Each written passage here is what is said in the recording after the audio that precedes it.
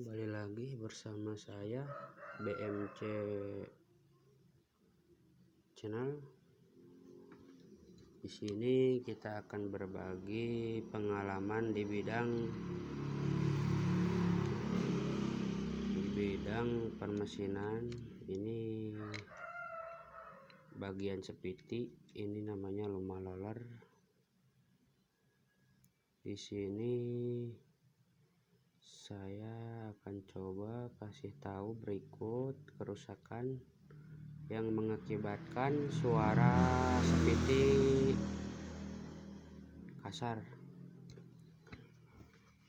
dan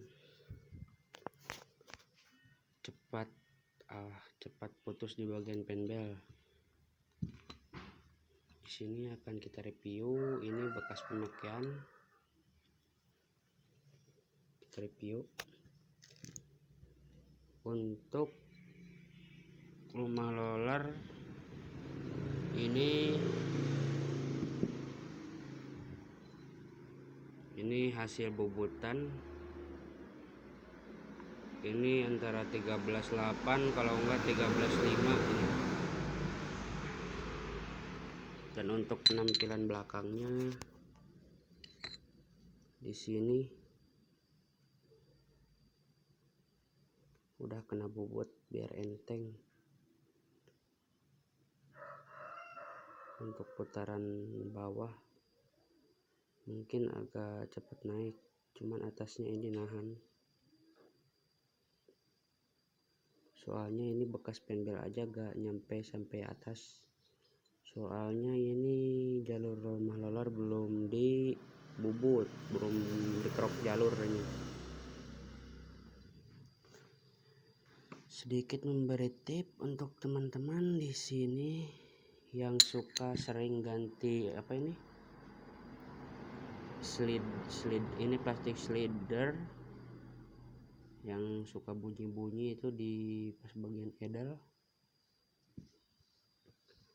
Di sini jangan terpicu sama ini nih. Kalau di bagian giniin kan kadang ada yang kocak, ada yang padat. Nah, di sini kita harus teliti lagi. Kalau di bagian sininya tidak luka, di bagian sininya tidak luka,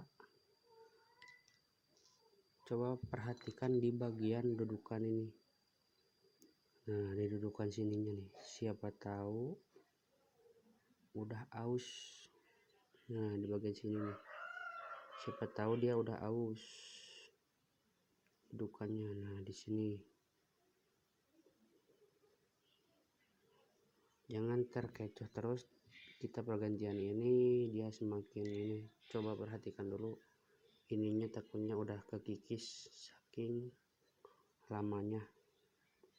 Di sini juga saya sudah coba tuh di sini nih. Di sini ausnya dalam banget. Ini kalau ngekalinya paling kalau mau dilas ulang, kalau gak mau diganti. Terus kalau ini udah saya coba pakai lem porting, lumayan juga, sangat membantu dan tahan juga kena bantingan tuh. Nah, dan yang satu lagi di sini coba perhatikan untuk tutupnya ini lokal. Nah, yang perlu diperhatikan biar loler tidak gampang rusak, di sini harus landai, gak boleh tajam nih di ujung ini nih. Tuh. Di sini kalau bisa dikikir ulang biar tidak tajam. Jadi pas ini pas loler naik ke atas, dia tidak membentur di ujung bagian ini, jadi mengakibatkan loler itu cepat rusak nih, seperti begini. Pengawalnya biasanya di bagian sini tajam nih.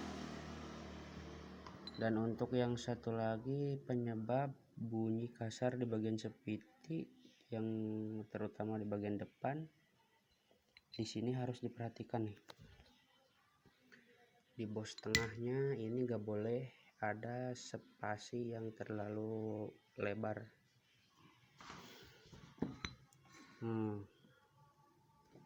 Di sini kocak tuh. Ini suaranya pasti kasar ini.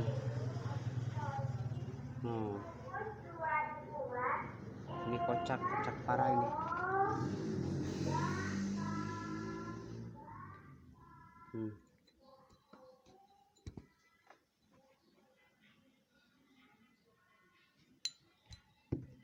Jadi di bagian bosnya itu sudah aus. Ini kalau gak teliti ini kayaknya agak padat, cuman ini kan yang nahannya cuman seal doang. Ini yang nahan cuman seal. Nah bos tengahnya itu gak nahan, makanya kepada mekanik pemula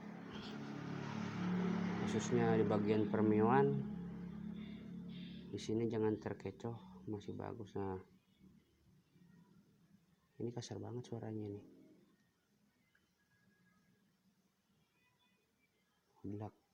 Biasanya di sini kemungkinan ini bisa jadi. Nah kalau ini kayaknya lokal nih, soalnya kalau yang ori di sini ada coakan lagi di tengahnya, jadi bosnya itu gak lurus seperti ini, gak full gitu maksudnya. Jadi ada jeda antara bos sama bos, buat tujuannya supaya stemplet itu bisa, atau gemuk itu bisa nyelip di tengah-tengah antara bos ini dan bos ini, biar tidak gampang terkikis untuk gesekan, soalnya ini kan mutar. Kalau tidak ada grease, apalagi kondisi bahannya KW, ini sangat gampang banget oblak. Makanya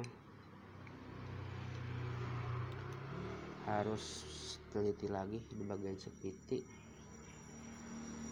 Dan lanjut untuk pemasangan roller.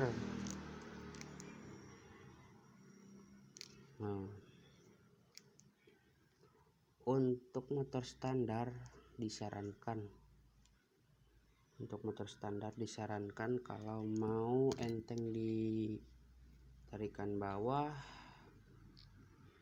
bisa diganti dengan ukuran roller yang lebih ringan dari standar, tapi jangan terlalu jauh ukurannya. Misalkan standarnya 11 gram, kita bisa pakai yang 10, paling mentok-mentok di angka 9 gram. Itu sudah terasa banget untuk tarikan awalnya, itu udah terasa banget. Untuk lebih responsif lagi, dan untuk menyesuaikan kebutuhan, di sini kita berbagi tips dan pengalaman untuk cara pemasangan roller yang baik dan benar. Roller di sini kalau tidak teliti, di sini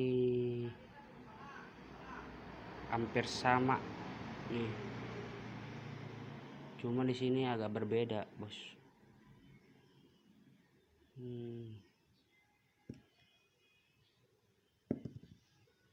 Dan untuk kualitas juga jangan asal-asal untuk pergantian lemah roller. Untuk bagian ini rollernya juga jangan asal-asal ganti, soalnya dari produk yang racing murah itu, yang murah-murahan itu, kalau salah pemasangan ini jalurnya cepat kegerus sini, yang di bagian sini biasanya bergelombang-gelombang tuh.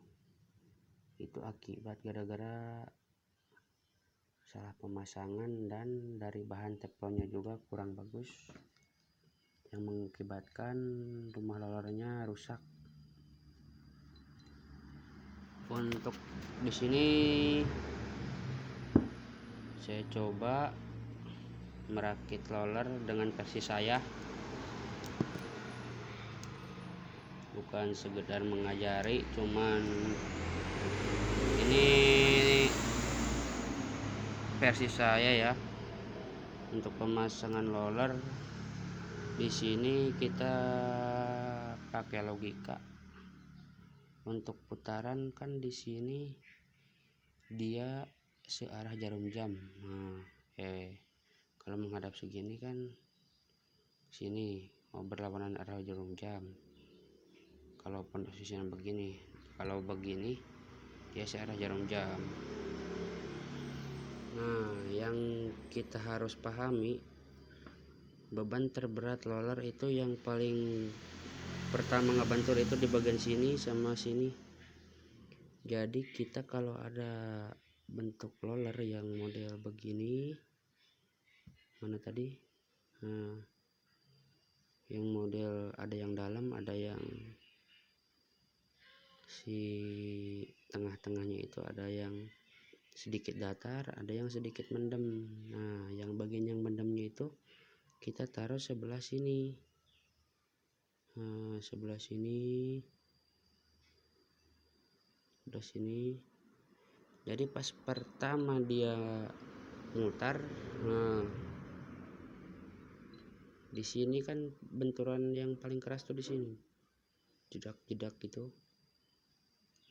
Dan di sini juga putaran harus lancar, jangan sampai ada yang nyangkut. Itu versi saya. Itu kalau ada saran lain dari teman-teman silahkan komen di bawah.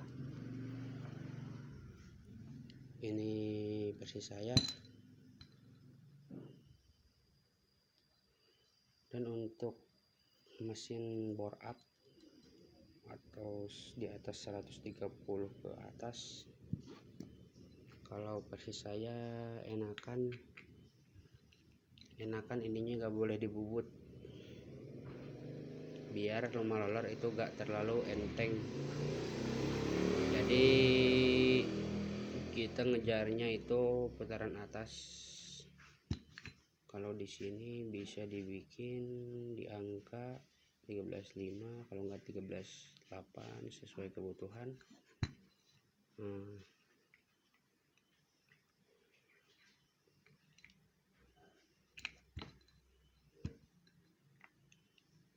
Ini masih bisa dipakai dan bisa disimpan nanti kalau ada bekas-bekas roller yang masih bagus. Ini kita coba ganti bos-bosannya dengan yang lebih padat.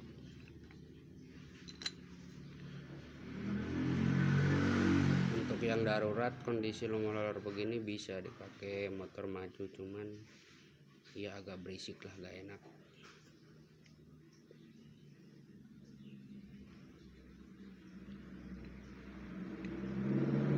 Kekurangannya ini kalau roller diginiin, ini atasnya kurang, torsinya kurang. Motor enaknya di putaran bawah doang, apalagi yang ini, yang bagian kipas nih, yang bagian ini udah dibubut. Di sini juga ada yang pernah saya ini dibabad habis biar putarannya semakin enteng. Ini kalau di mesin bore up ini janganlah, soalnya ini juga pendingin juga. Ini tujuannya Jepang kan udah diperhitungkan ngebentuk posisi begini. Ini tujuannya buat pendingin juga, memperberat biar balance sama magnet kiri kanan itu biar balance.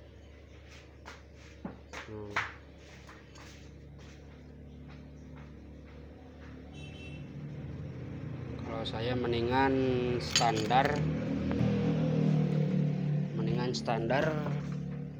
malah standar, cuman dikerok jalur doang dikit biar penbel makin naik ke atas.